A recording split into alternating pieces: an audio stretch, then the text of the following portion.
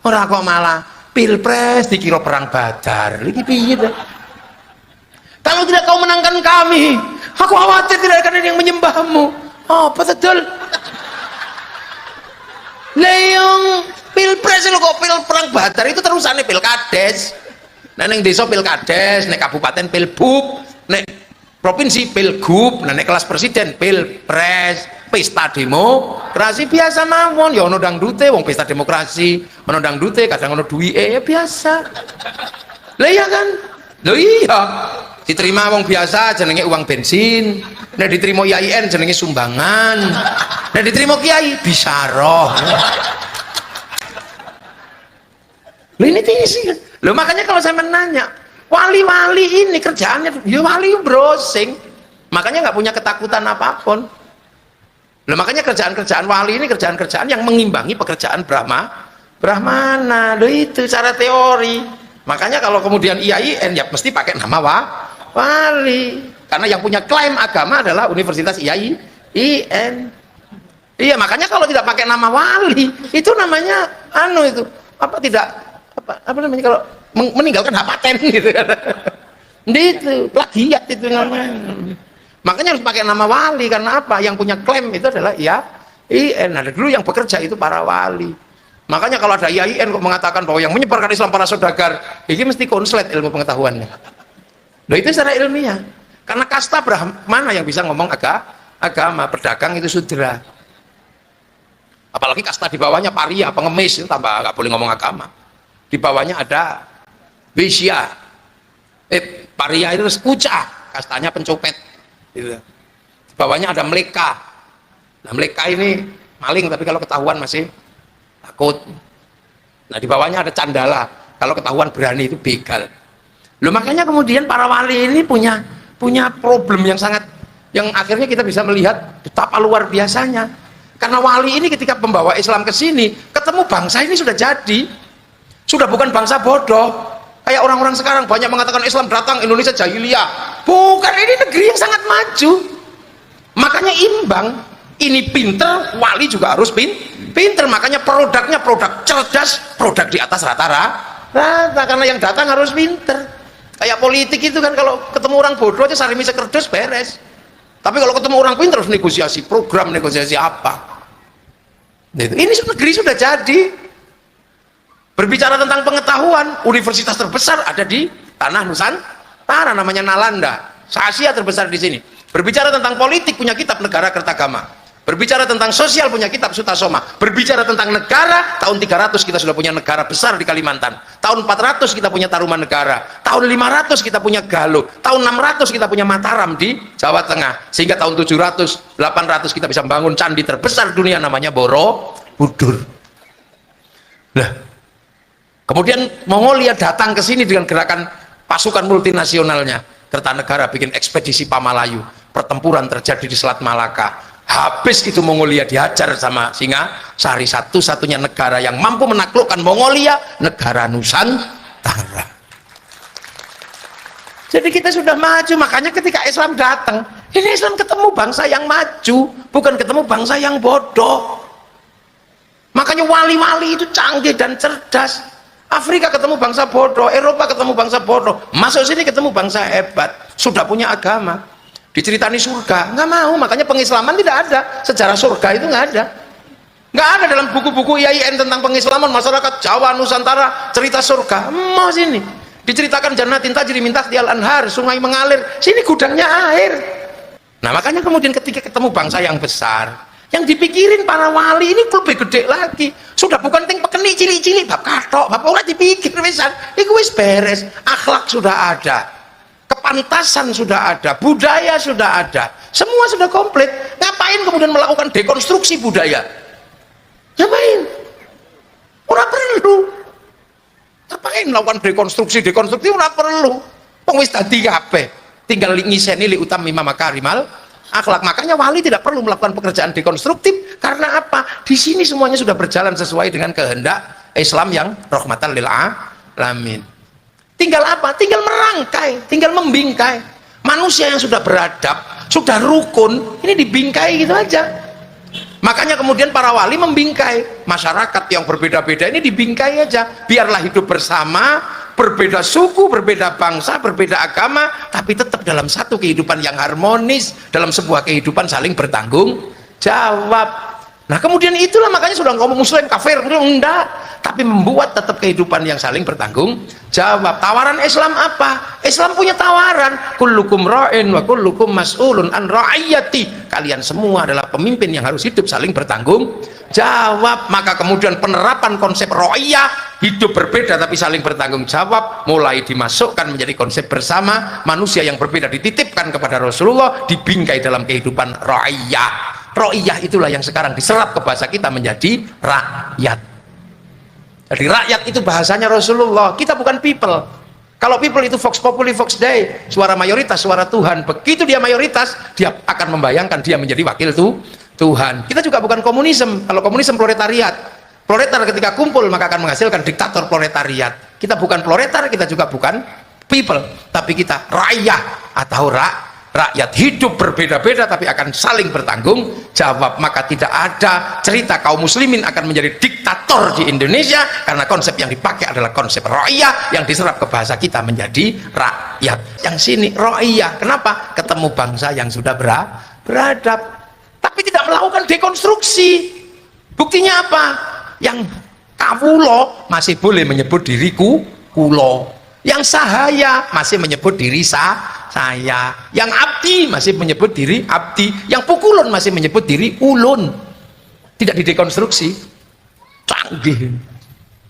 Setelah itu ra'iyah ngumpul menggunakan bahasa kebersamaan, berbeda-beda tapi tetap satu, tanggung jawab, ketemu dalam Bhinneka Tunggal Ika, ketemu dalam konsep musyarakah yang akhirnya dikenal dengan bahasa masyarakat. Dalam konsep perbedaan, kalau terjadi sesuatu, wasyawirhum fil amri, bicarakanlah menjadi sesuatu yang hasilnya adalah musyawarah. Nah, dalam masyarakat yang berbeda ini, kalau ente mau mimpin, jangan lupa pimpin dengan hati yang jernih. Makanya kerakyatan dipimpin oleh hikmah. Hikmah itu apa? Ud'u ila sabili rabbika bil hikmah. Cerdasnya luar biasa nenek moyang kita. Nah, teritorinya ra'iyah, teritorinya masyarakat ini, karena yang mendesain adalah para wali, maka teritorinya disebut wilayah. Wilayah itulah yang akhirnya berubah menjadi Negara Kesatuan Republik Indonesia. Makanya kalau ada pertanyaan, inilah jawabannya. Kenapa Arab satu bangsa bisa pecah jadi puluhan negara? Kenapa Eropa satu bangsa bisa pecah jadi puluhan negara? Kenapa Cina satu bangsa bisa pecah jadi puluhan negara? Tapi sebaliknya, kita puluhan bangsa, suku dan agama mampu bersatu dalam satu Negara Kesatuan Republik Indonesia. Loh, makanya kalau sudah berbicara tentang konstruksi negara, konstruksi keislaman di Indonesia, sampai pada titik puncak Majelis Permusyawaratan Rakyat, Dewan Perwakilan Rakyat, ini konstruksinya jelas.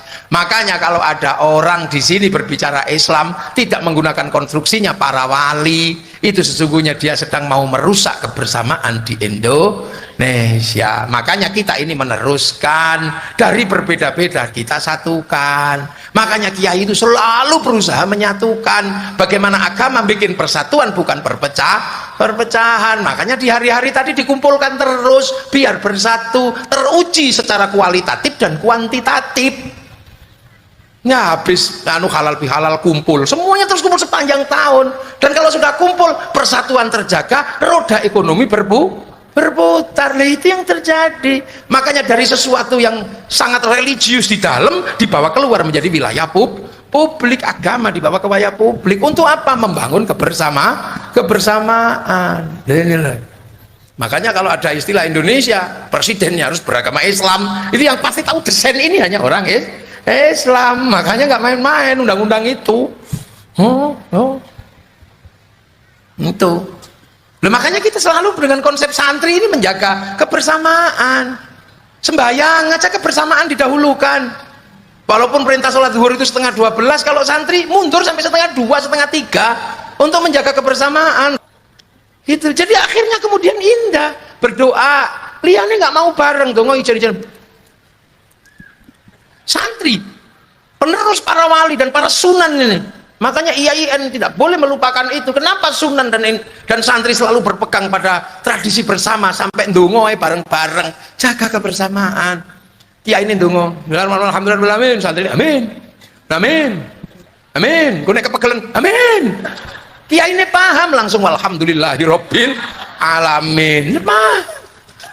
Jadi circle kebersamaan dalam doa, mulai dari torekoh, istighosah. Tapi begitu semuanya bergerak, maka digerakkan konsep doa ini bergerak ke alun-alun Kudus. Bila perlu ke Simpang 5 Semarang, Kudus berzikir, Jawa Tengah bertakbir, berzikir. Begitu sudah sampai alun-alun dongo ini, sampai alun-alun Kudus berzikir, sudah nggak pernah bertanya. Seluruh ro'iyah yang berbeda-beda terlibat. Ono sing teko dodol bakso, ada yang datang bawa arum manisnya, nggak pernah ditanya sampean muslim apa nggak pernah. Berbeda-beda, berpondong-pondong dalam satu gerakan. Ono sing dodol sendal, ono sing dodol tahu petis, ono sing dodol apa aja terlibat di situ. Kehidupan berjalan, roda ekonomi berputar. Ini bukannya semata-mata problem religi, di situ ada social engineeringnya.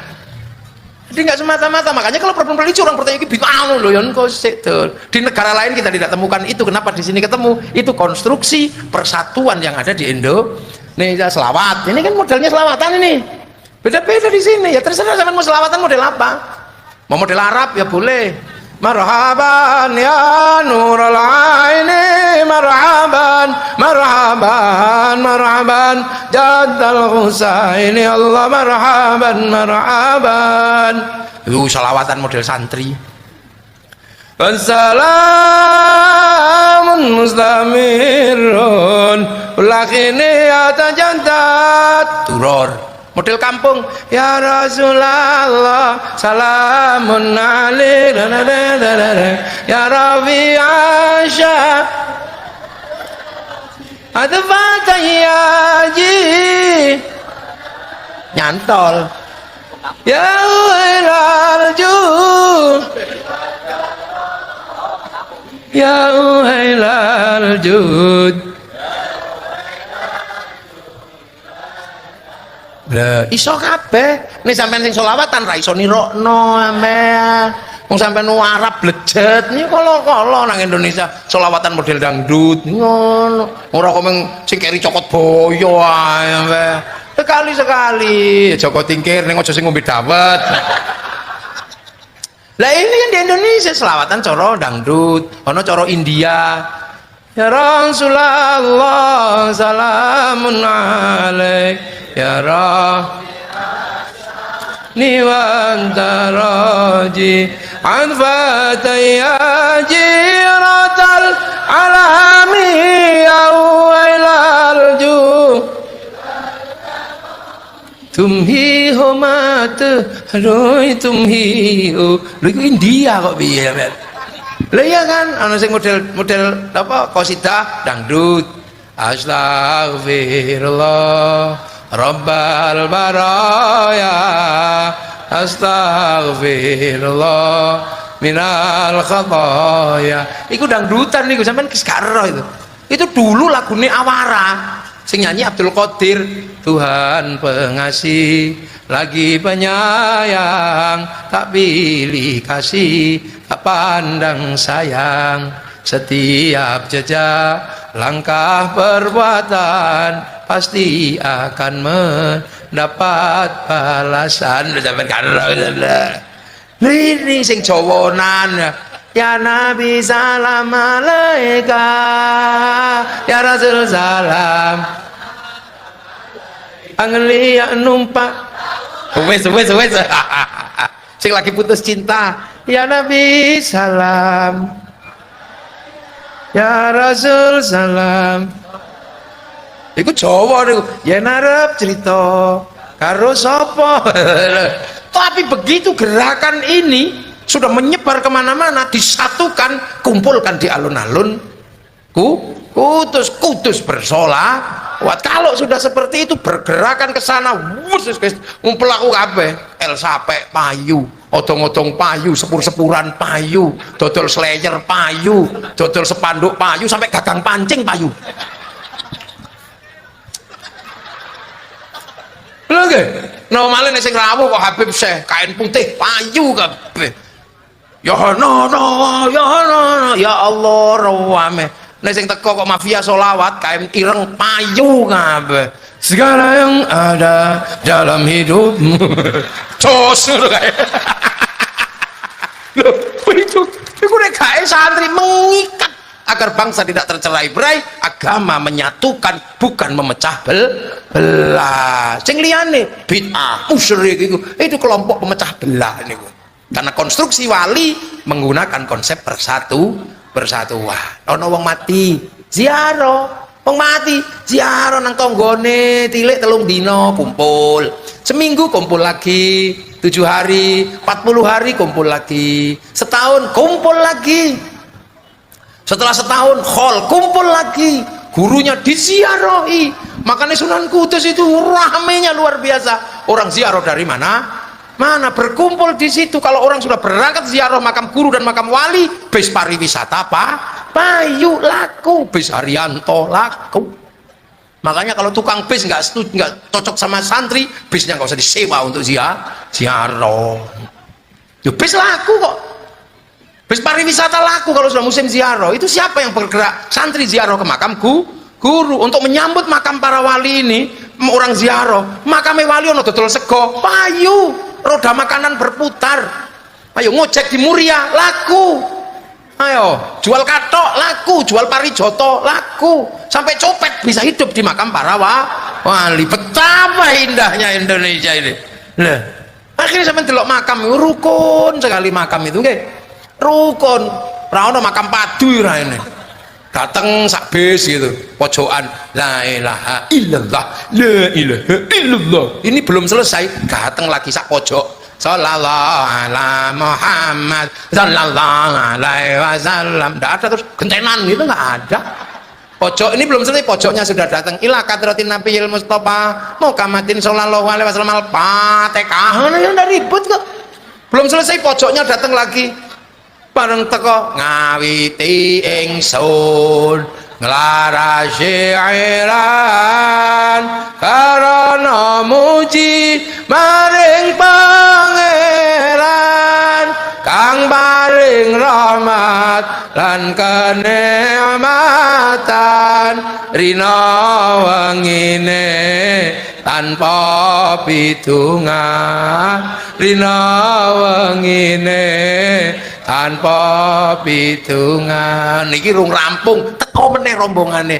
Ibadallah rijalallah aghizuna li ajalillah wa kunu aunana lillah zanaqdha bifadlillah. Rukun ora ono sing padu, gentenan ngono ya ora.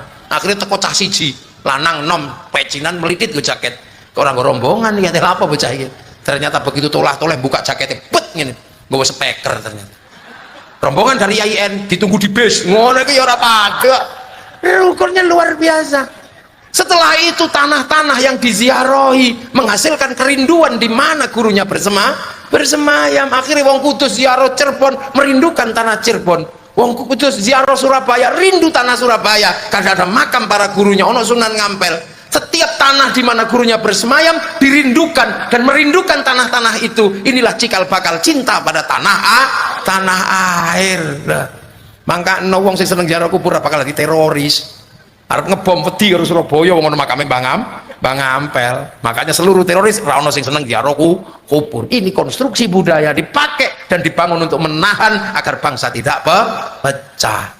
Ora kok malah pilpres dikira perang Badar. Iki piye ta? Kalau tidak kau menangkan kami, aku khawatir tidak akan ada yang menyembahmu. Oh, apa betul? Leong pilpres lo kok perang Badar itu terusannya pilkades. Nah, neng desa pilkades, neng kabupaten pilbub, neng provinsi pilgub, neng kelas presiden pilpres, pesta demokrasi biasa mawon. Ya ono dangdute, wong pesta demokrasi, ono dangdute, kadang ono duwike, ya biasa. Lah iya kan?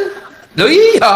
Diterima wong biasa jenenge uang bensin, nek diterima IAIN jenenge sumbangan, nek diterima kiai bisaroh. Lah ya, karena apa? Ini berbanding lurus dengan sesuatu yang sudah ada semenjak belum ada Indonesia. Apa? Jer besuki mawa beo lo ada. Jadi logika-logika kultural itu juga dilindungi, namanya indigenous knowledge, indigenous culture juga dilindungi. Jangan salah gitu lah. Makanya orang-orang kalau nggak paham desain ini ribut aja, perkara jenggot ribut, ziarah kubur ribut, apa ini ribut sampai takbir itu ribut. Kenapa? Para wali wis ora mikir ki sing pekenik-pekenik. Lah kok iki sing teko pekenik-pekenik karena mikir besar ora iso, akhirnya mikir sing cilik-cilik ben payu. Karena pikiran besar sudah diselesaikan, mereka hidup damai di Indonesia, tapi mereka sedang berpikir sesuatu yang sudah dilewatkan pada zaman itu.